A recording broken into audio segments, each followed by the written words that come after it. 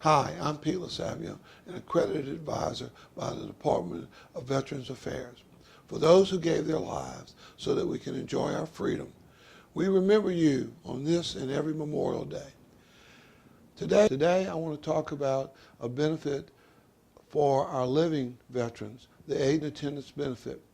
The Aid and Attendance benefit helps wartime veterans who need assistance with activities of daily living, such as bathing, dressing, eating. This is a tremendous benefit that is available to wartime veterans. However, most wartime veterans do not know about it, and it is underutilized. The law, as it exists today, has certain asset requirements in order to qualify.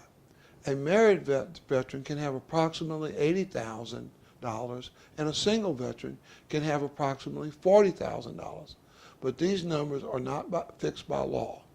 It was easy to work around the asset restriction because you could transfer away your assets without any look-back period. Under the proposed new regulations, there would be a fixed limit. The fixed limit would be $119,220, a 3-year look-back, which is very similar to the 60-month look-back that Medicaid has. And the penalty period will be calculated by taking the maximum resource allowance for the veteran or the surviving spouse and dividing it into the value of the assets transferred away. This limit sounds like it is higher than the old limit, but it includes income. Also, the house is restricted to only 2 acres. So you don't include a house in the calculation of the asset limit, but under the proposed regulations, anything exceeding 2 acres would count towards the $119,220. Veterans will no longer be able to use annuities and VA protection trust to qualify by transferring their assets away within 3 years.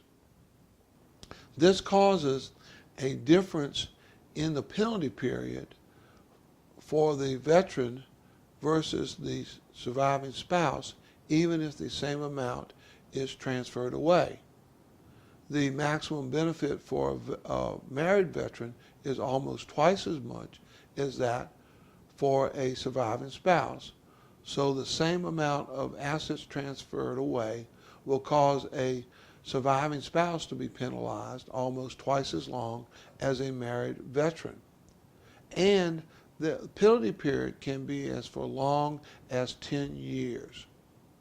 The penalty period is calculated by taking the maximum resource allowance for the veteran and dividing it into the amount that was transferred away within 3 years.